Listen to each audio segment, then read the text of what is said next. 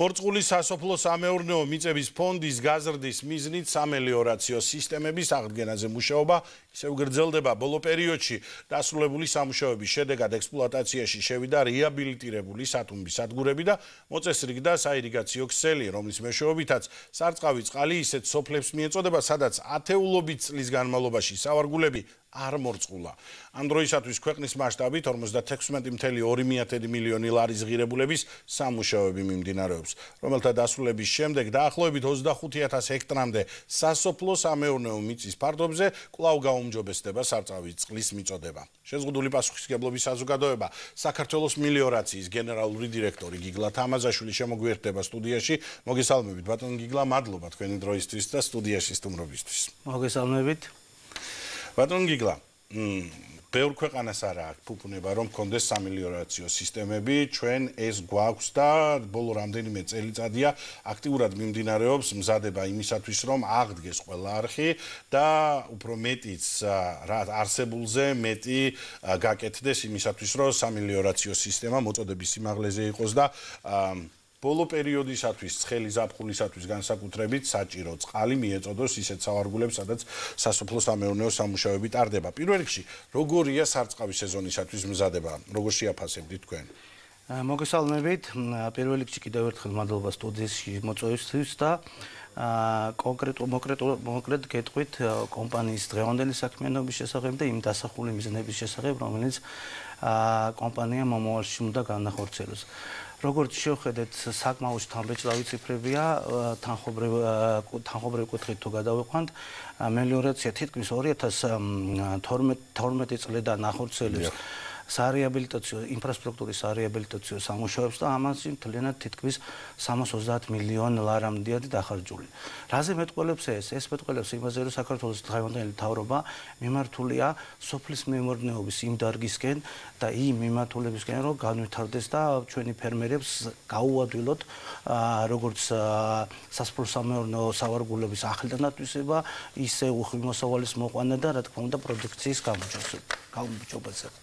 დღესდღეობით ამ ეტაპისთვის 2013 წლიდან დაახლოებით 2025 წლამდე გარდა კაპიტალური სამუშაოებისა მელიორაცია საკუთარი ხარჯებით ასრულებს და აწარმოებს სხვადასხვა საექსპლუატაციო სამუშაოებსაც, რომლებსაც რა თქმა უნდა ემსახურება სასოფლო-სამეურნეო მიწების სამელიორაციო სისტემების გაუმჯობესებას.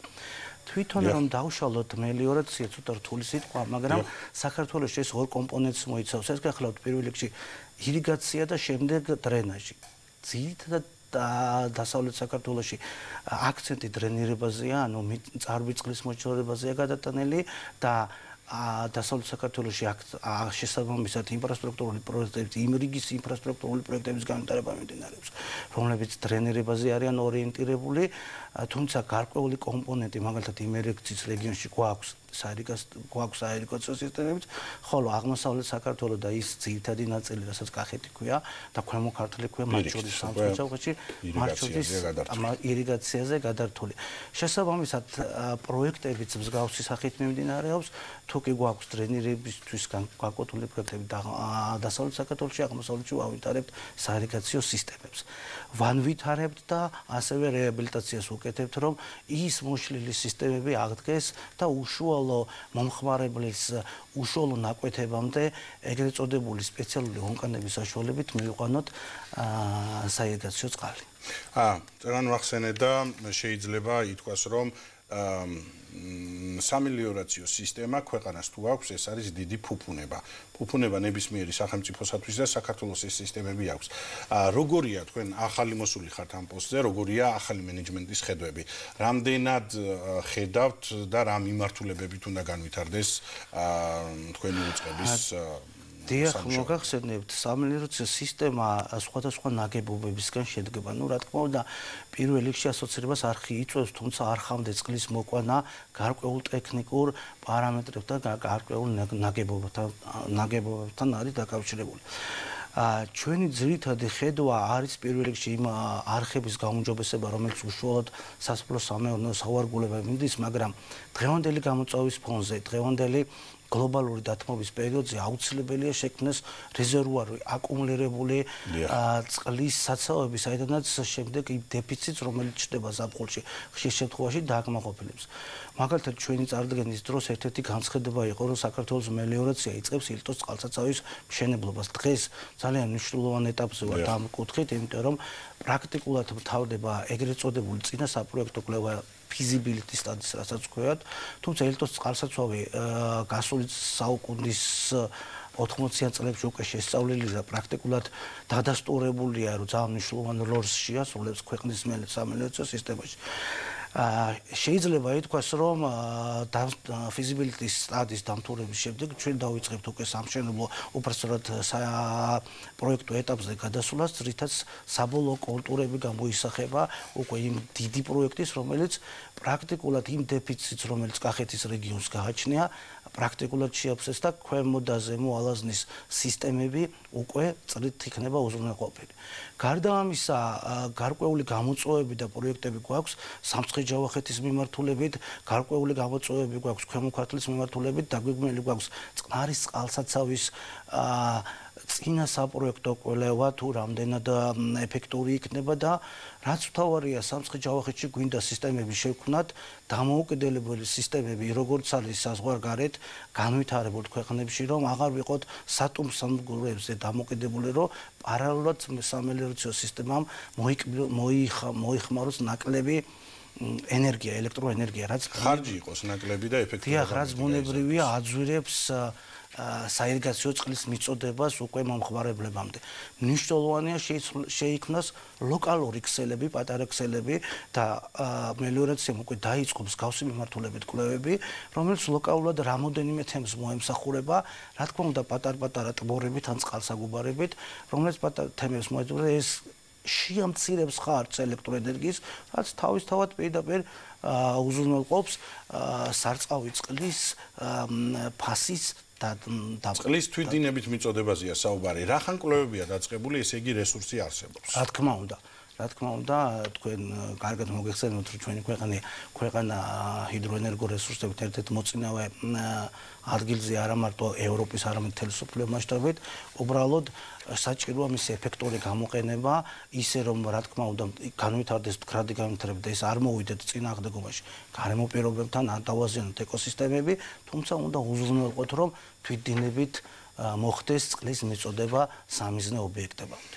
ბატონ გიგლა, საინტერესოა ჩვენ საუბრობდით, რომ გარკვეული პერიოდი ეს სისტემები ინგრეოდა, არავინ არ აქცევდა ყურადღება, ათეული წლები, ყველაფერი ფაქტიურად განადგურებული იყო და თქვენი უწყება ეხლა აღადგენს ძველ ქსელებს და მუშაობს თუ არა ახალ მიმართულებებზე. თქვენ სამცხე-ჯავახეთის მიმართულება ახსენეთ, თუმცა იქ სადაც საირიგაციო სისტემები იყო აღმოსავლეთ საქართველოში, იყო ისეთი ადგილები, სადაც არ წვდებოდა სარწყავი სისტემების ძველი ქსელი, არის თუ არა საუბარი იმაზე, რომ თქვათ ამ მიმართულებითაც გავითარდეს. რა თქმა უნდა, ეს მიმართულება ერთ-ერთი პრიორიტეტია დღევანდელი საქართველოს მელიორაციისთვის, იმიტომ რომ პრაქტიკულად არსებობს მაგისტრალური არხები, ხოლო პირველი, მეორე, მესამე და მეოთხე შემდეგი რიგის გამონაწილების სისტემა მთლიანად მოშლილია და ამას აღდგენა სჭირდება. დღესდღეობით იმ ტერიტორიებზე, რომელზეც მელიორაცია უკვე ემსახურება, რა თქმა უნდა, ეს მიმართულები აღდგენილია, თუმცა გვაქვს გარკვეული ეგრეთ წოდებული ლაქები,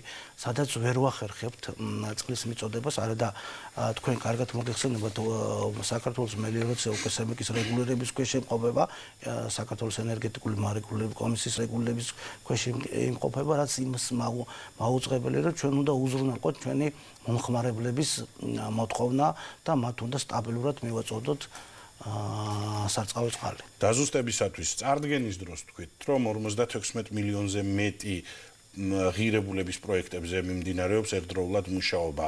რას ნიშნავს, რაში იხარჯება ეს თანხა, რას ინფრასტრუქტურული სამუშაოები მიმდინარეობს უფრო კონკრეტულად? დიახ, რა თქმა უნდა, ამ ეტაპისთვის თითქმის 56 მილიონამდე ღირებულების ინფრასტრუქტურის მშენებლობა მიმდინარეობს.